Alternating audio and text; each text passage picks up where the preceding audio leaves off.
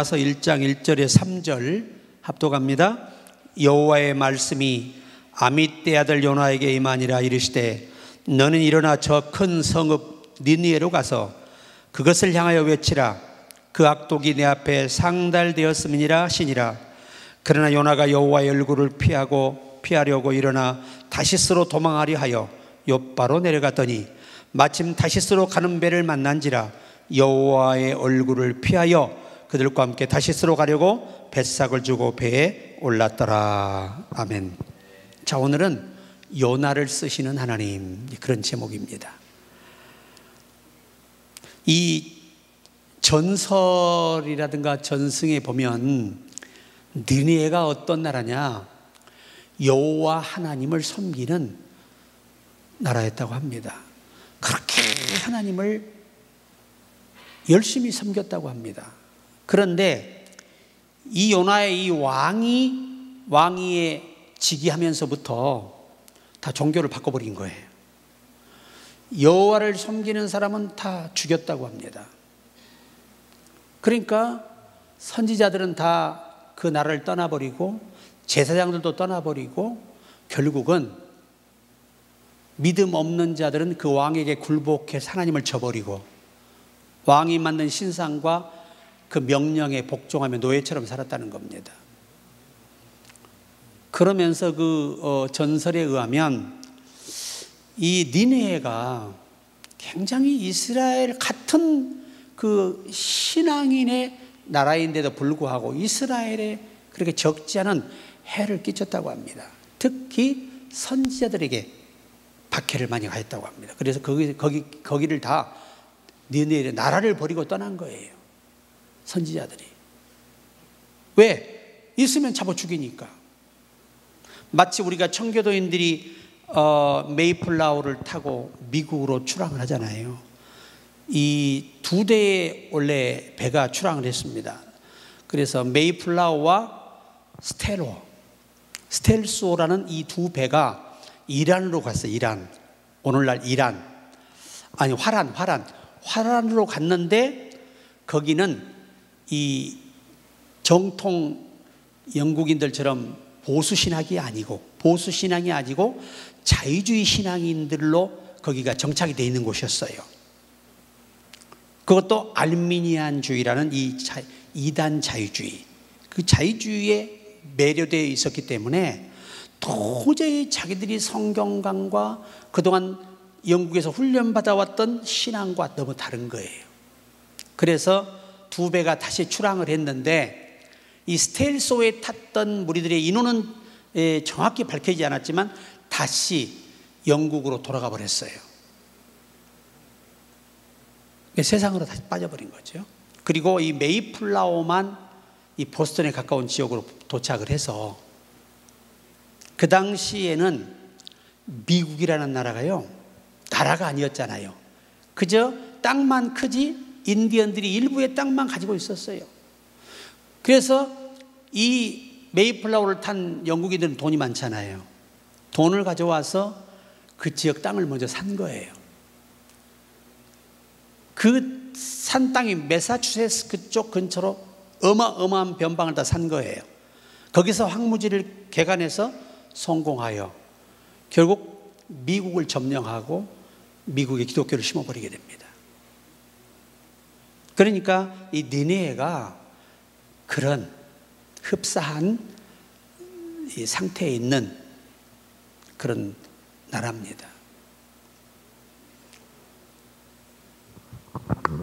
그들이 얼마나 여호와에 대한 두려움이 백성들이 많았어요.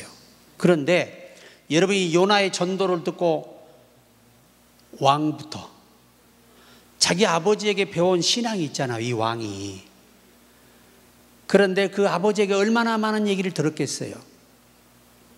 그런데 여호와의 말씀에 40일 동안 비가 와서 너희는 멸망하리라. 이 말을 듣자마자 왕부터 짐승까지 전부 다 베옷을 입고 짐승도 굶겨요. 3일 굶깁니다. 그때 여호와가 뜻을 돌이켜서 그들을 구원해 주세요. 그러니까 하나님의 목적은 요나를 통해서 그들에게 회개할 기회를 주시고 그들을 구원하시기를 작정하신 거예요. 우리가 사명자가 되는 것은 바로 거기에 있습니다. 그래서 사명자는 첫째, 편견이 없어야 한다. 나에게 잘하든 못하든 누구에게나 공평하게 대할 수 있는 사람이라야 요나 같은 일을 안 겪는다는 거예요. 예수님은 편견이 없어요. 비록 자기를 팔아먹는 제자라도 얼마나 조용히 말하십니까? 혹시 해코자 당할까 봐 그를 아끼는 마음으로 마지막까지 기회를 주셨어요. 네가 입맞춤으로 나를 파느냐? 그 말뿐이었습니다.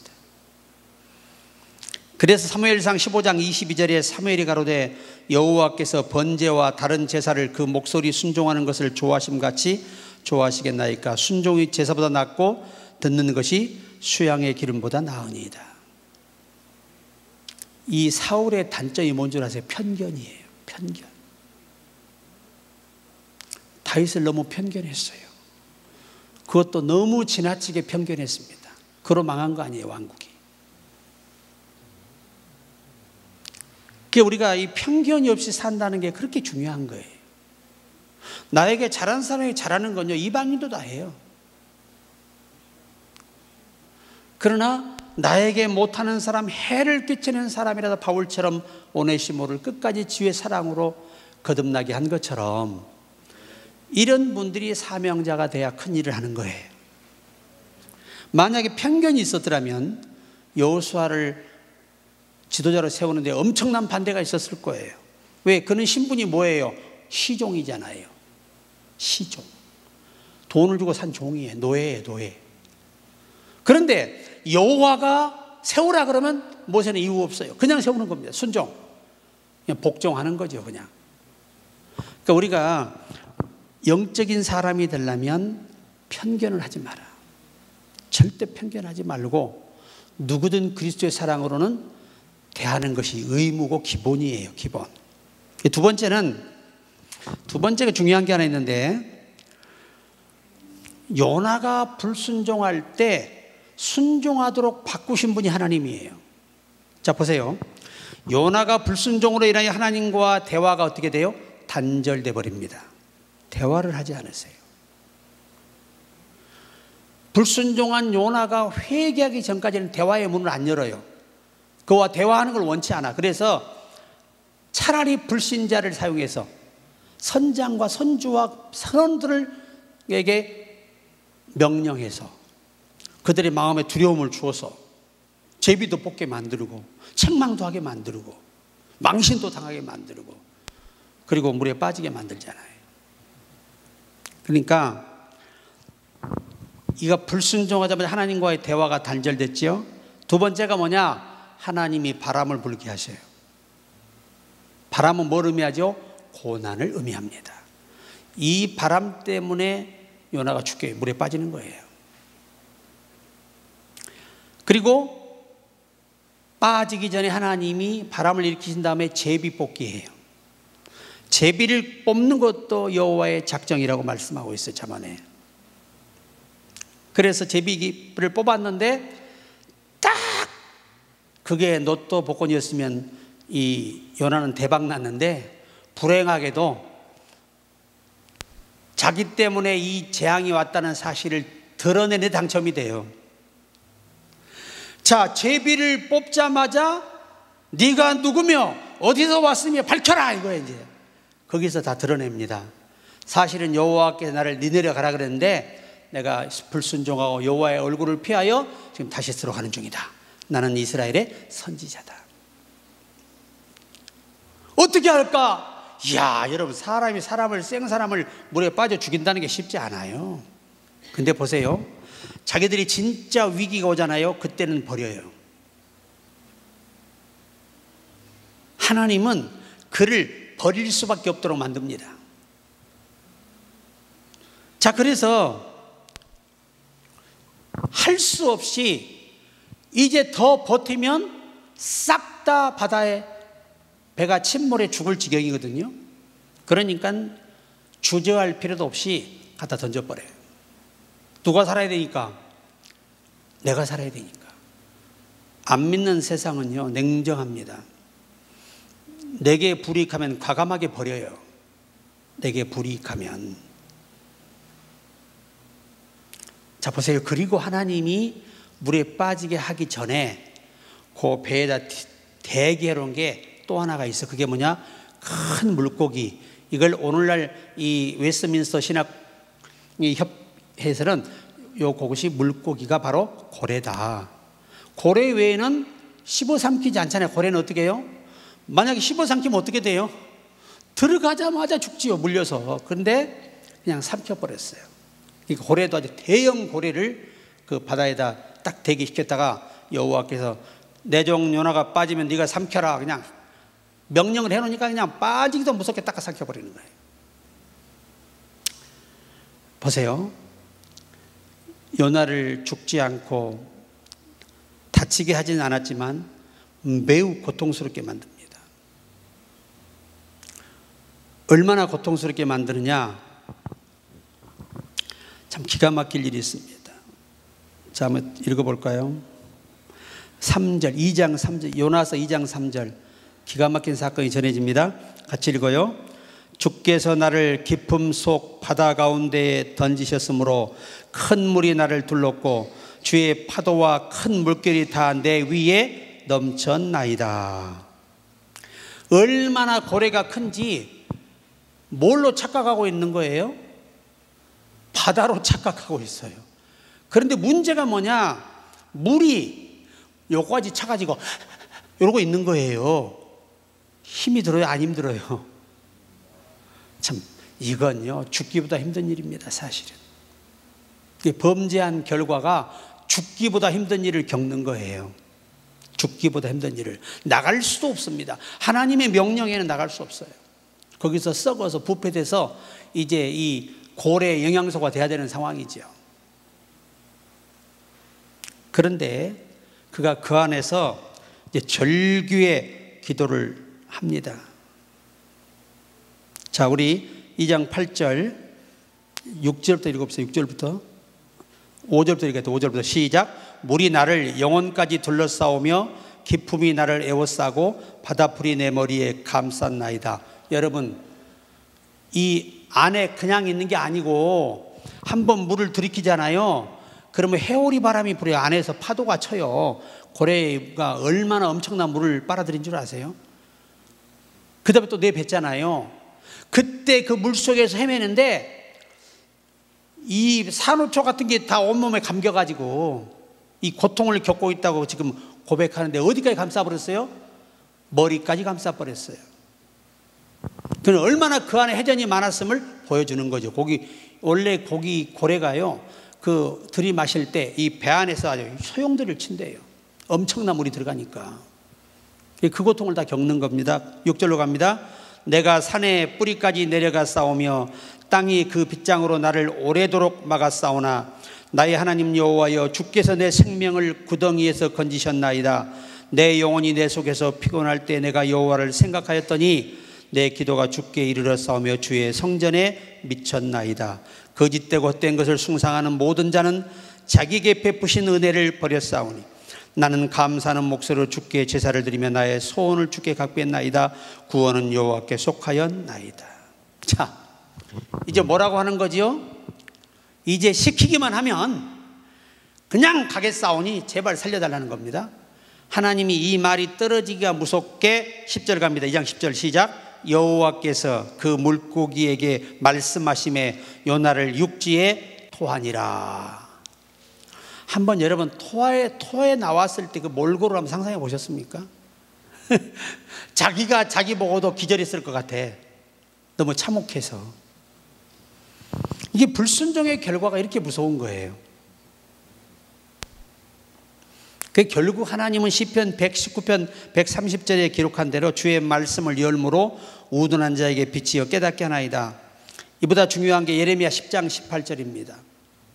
여호와께서 이같이 말씀하시되 보라 내가 이 땅에 거하는 자를 이번에는 내어 던질 것이라 그들을 괴롭게 하여 깨닫게 하리라 하셨느니라. 어떻게 해서 깨닫게 해요? 괴롭게 해서 깨닫게 합니다. 멍청하면 몸으로 깨닫게 해야 깨달아요. 빨리 못 깨달으면 깨달을 때까지 방법을 동원하신다는 걸 보여주는 거예요. 순종했다면 요나가 고기 뱃속에 갈 일이 있어요, 없어요? 없잖아요. 불순종했기 때문에 이 결과를 자기가 만든 거예요. 그러니까 누가 매를 본 거지요? 자기가 매를 본 거다 그 말이에요.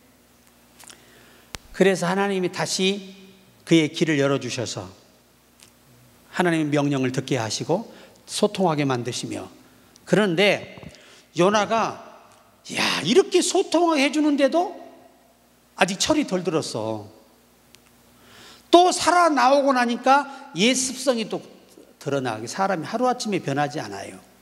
제가 말씀드린 사람의 본성은요, 아무리 은혜 받아도 변하지 않아요. 바뀔 수가 없습니다. 왜? 우리 속에 죄는 우리가 죽을 때까지 함께해요. 이것이 부활 때 없어지는 거지 그때 전까지는 계속 함께합니다. 그러니까 결국은 요나가 또 철없는 모습을 드러냅니다. 아니, 지금 그 백성들을 찾아가서 독려하고 그잖아요. 여호와를 찬양하게 만들고 이 하나님 앞에 어떻게 앞으로도 섬겨야 되며 이러한 일들을 해야 할 선지자가 세상에 사명 감당은 안 하고 구경하려고 언덕배기에 앉아 있는 거예요. 그 왜 높은 데 있냐? 여호와가 저주를 내려서 물이 차오르면 자기는 도망가야 되잖아. 그러니까 하나님 분명히 비가 온다는 건 요나도 알아.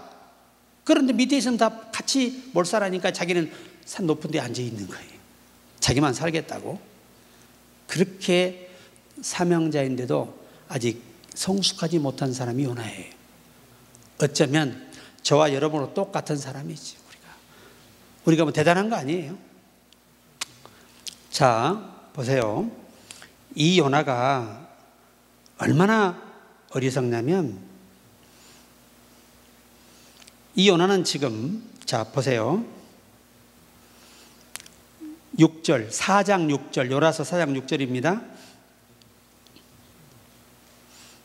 5절부터 갈까요? 5절부터 시작. 요나가 성읍에서 나가서 그 성읍 동쪽에 앉아 거기서 자기를 위하여 초막을 짓고 그 성읍에 무슨 일이 일어나는가를 보려고 그 그늘 아래 앉았더라.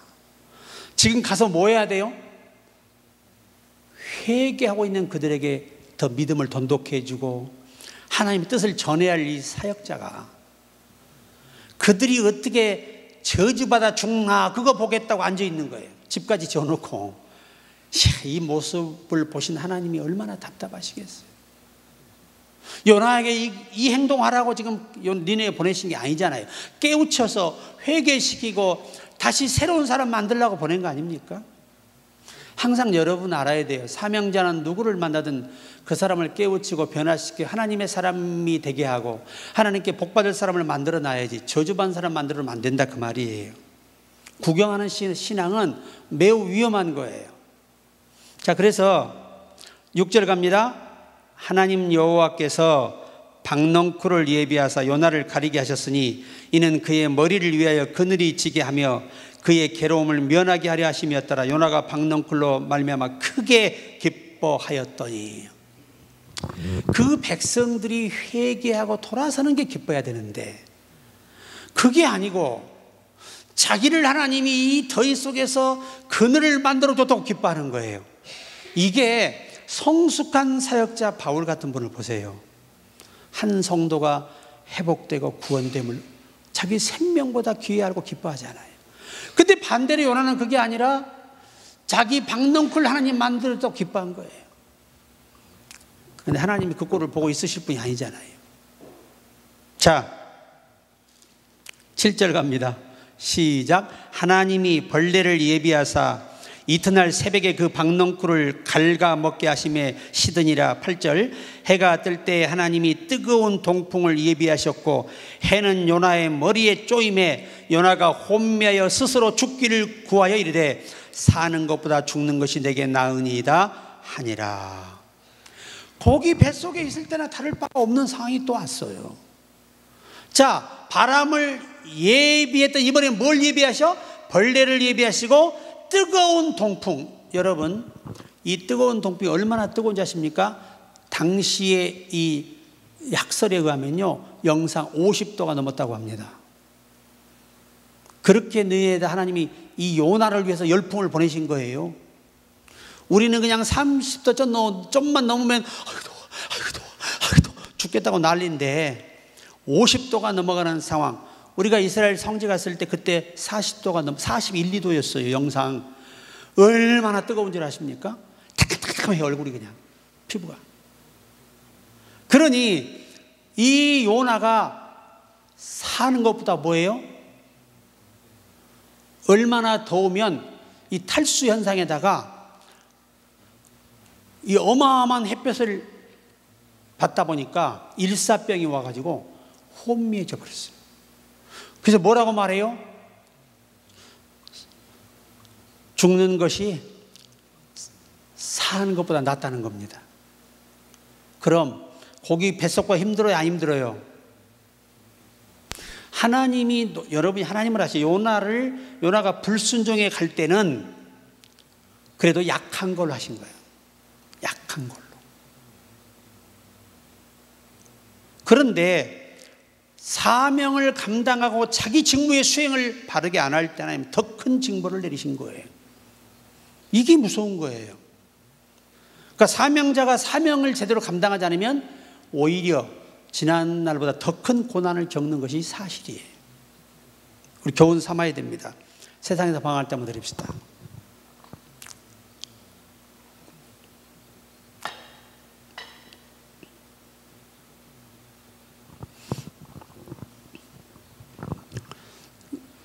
셋째는 니네는 요나를 통해 회개시키고 구원하시기로 하나님이 작정하셨다는 것. 그러니까 우리가 해야 할 일이 다 정해져 있어요. 우리가 임의로 많이 할 수 있는 게 아니에요. 자, 우리 찬양 드리고 오늘 마지막 부분 이어가겠습니다.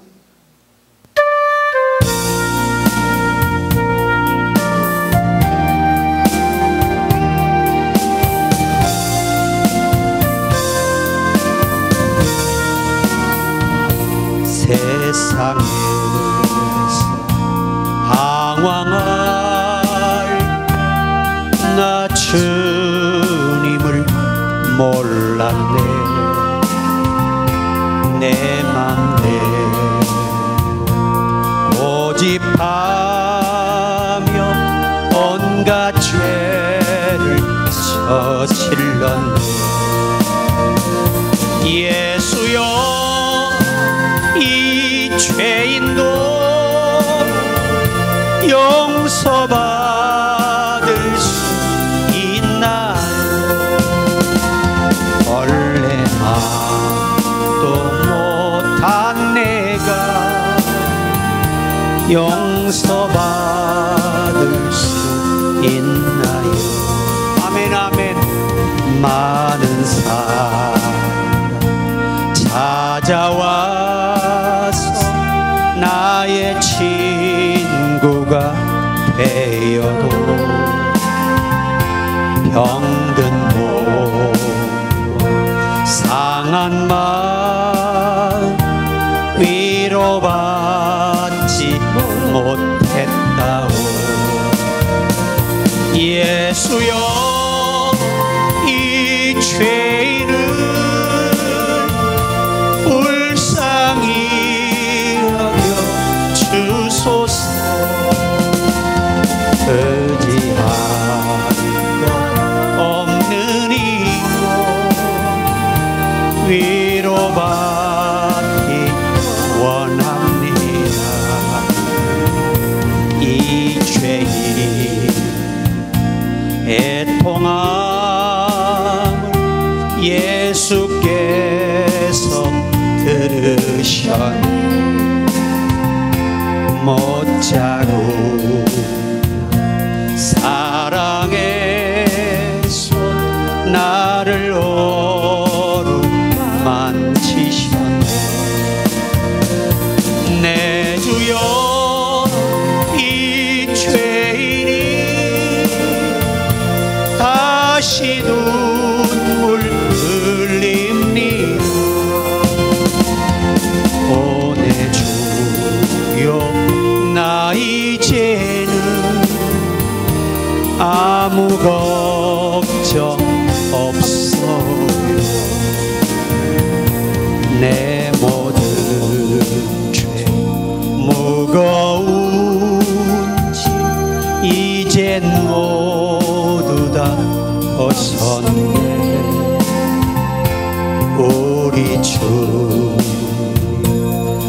예수께서 나와 함께 계신다고 내 주여 이 죄인이 무한 감사드립니다. 나의 영혼까지 주를 위해 바칩니다. 주를 위해 바칩니다. 아멘. 그러니까 하나님이 여러분 요나를 보시면서 우리가 하나님은 그가 부족한 부분이 많아도 포기하지 않는다는 거예요. 다시 깨우쳐서라도 다음 시간부터 더 바르게 성숙하게 살기를 희망하시는 하나님의 의도를 볼 수 있어요. 그러니까 하나님은 한 번 정하시면 절대 포기하지 않으신다는 거죠. 그래서 택하신 자를 아버지 손에서 빼앗을 자가 없으며 내 손에서 빼앗을 자도 없으리라. 주님 말씀하신 거 아니겠습니까? 그러니까 하나님은 반드시 요나에게 하나님 왜 이 요나를 택해서 보냈는지 이 이유를 정확히 성경이 가르쳐 줍니다. 너는 이 일을 위해서 네가 여기 온 것이지 망하는 거 구경하려고 구경꾼으로 있어서는 안 된다는 겁니다. 그리고 너는 이 박능쿨 하나가 너를 위해 있다가 동풍이 불어서 영상 50도가 넘는 더위 앞에서 완전히 열사병이 와가지고 혼비백산한 차라리 죽는 것이 사는 것보다 낫다라고 고백할 만큼 하나님께 죽여달라고 호소하는 거예요. 믿음 없이 비겁하게 도망가는 여러분 엘리야 아십니까? 어디 그늘 안에서 노뎀나무 그늘 안에서 여호와여 여기서 죽는 것이 좋사오니 제발 나를 죽여달라는 거예요. 이방인 저 이세벨에게 죽지 않게 하시고 더럽히지 않게 하시고 여기서 자기를 걷어가려고 그래. 하나님이 거기서 걷어가려면 뭐하러 그에게 능력을 발휘합니까? 또 그런 인간을 또 거기서 먹여요. 누구를 보냅니까? 천사를 보내서 떡을 먹여요. 물을 먹이고 까마귀를 보내서 또 떡을 먹여. 왜? 배고프지 배부르게 먹어라. 네가 가야 할 길이 멀다. 이 말은 무슨 말이죠? 나는 너를 통해 앞으로 할 일이 끝나지 않았어, 그 말이거든요. 그러니까 여러분 우리는 하나님의 전능하신 주권 앞에 붙들리면 빠져나갈 길이 없는 것입니다. 그냥 충성하는 게 사지가 편해. 자, 한번 볼까요? 9절, 4장 9절 보세요. 얼마나 인간이요 이렇게 하나님께 붙들리지 못하면 어리석은지를 아셔야 돼요. 또 붙들려도 이렇게 어리석어요. 같이 읽습니다. 하나님이 요나에게 이르시되 내가 이 박넝쿨로 말미암아 성내는 것이 어찌 옳으냐 하시니 그가 대답하되 내가 성내어 죽기까지 할지라도 옳으니이다 하니라. 완전히 겁을 상실한 인간. 그래서 10절 봅니다. 여호와께서 이르시되 내가 수고도 아니하였고 재배도 아니하였고 하룻밤에 났다가 하룻밤에 말라버린 이 박넝쿨을 아꼈거든. 자, 이게 오늘 결론이에요. 시작. 하물며 이 큰 성읍 니느웨의 좌우를 분별하지 못하는 자가 12만여 명이요 가축도 많이 있나니 내가 어찌 아끼지 아니하겠느냐 하시니라. 나는요 처음에 가축도 아낀다는 말씀을 듣고 확실히 예배를 받으시는 건 좋아하시는구나 그걸 깨달았어요. 당신에게 제사 드릴 것들도 어떻게 하신다고? 다 보존하시고 지키시고 아끼신다는 거예요. 사람만 아끼는 게 아니라. 그래서 우리가 하나님은 여러분이 쓰는 마이크, 우리 피아노 모든 성물을 다 아끼신다는 거예요. 왜? 당신이 영광을 받으시기 위해서. 하나님의 성물을 더럽혔던 사람들의 최후를 보세요. 여러분 벨사사랑이 하나님의 성전에 쓴 기면가다 술을 마시다가 하나님이 그 자리 벽에다가 글씨를 쓰십니다. 메네메네 데겔 우바르시니라. 당신의 나라의 왕이가 당신에 떠났다는 겁니다. 그리고 당신을 하나님이 버렸다는 겁니다. 그리고 하나님이 저울에 비쳤을 때 당신이 저울에 모자라다는 겁니다. 그러니까 하나님이 용서할 수 있는 기준치가 부족하다는 거예요. 그게 인간이에요. 우리가 얼마나 어리석냐면 한 영혼보다 자기 돈, 자기 가진 것들을 더 아껴요. 우리 사명자는 다 아껴야 돼. 아멘. 하나님도 특별히 섬기고 내 모든 것도 다 아끼고 지키고 보존하기를 기뻐하시는 게 하나님이에요. 자, 결론입니다. 오늘 우리는 요나를 보면서 이제 요나는 하나님의 사명을 받은 자고 하나님은 요나를 통해서 그 복음으로 인하여 니네를 회복시키시고 구원하기를 기뻐하셨어요. 근데 그 일을 마다하고 도망갈 수 있는 게 아니라는 겁니다. 어떤 방법으로든 그를 돌아오게 만들어요. 안 갈 수 없도록 만들어버립니다. 바꿔서 말하면 순종할 수밖에 없도록 만들어버려요. 누구이기 때문에 가능하다? 전능자이기 때문에 가능하다. 그럼 우리는 핵심이 뭐냐? 요나처럼 어떻게 되나 보자 하고 하나님의 결정과 심판을 기다리는 그런 시간을 보내지 말자 이거죠. 그리고 그 시간에 가서 회개하고 있는 그들을 신앙을 독려하고 다시는 이런 재앙을 받지 않도록 하나님을 바르게 섬겨라. 깨우쳐야 할 선지자가 뭐하고 있어요? 구경만 하고 있습니다. 박넝쿨이 하나 오니까 좋아가지고 어쩔 줄을 모릅니다. 그러다가 그 다음날 박넝쿨 없애버리니까 뜨거운 열풍 앞에서 혼비백산에서 살의 날 죽여달라고 예언합니다. 그때 여호와가 참 특별한 책망을 하시죠. 너는 이 박넝쿨 하나도 아꼈거든. 내가 이 12만여 명이 되는 이 어마어마한 내 백성을 아끼는 것이 마땅치 않냐 그 말이에요. 이 하나님의 의도를 아셔야 돼요. 하나님은 여러분의 가정의 자녀까지 모든 물품까지 다 아끼시는 거예요. 왜? 그래야 여러분이 하나님께 영광을 돌릴 수 있으니까. 이 하나님을 아시고 팩트가 뭘까요? 순종하면 형통하다.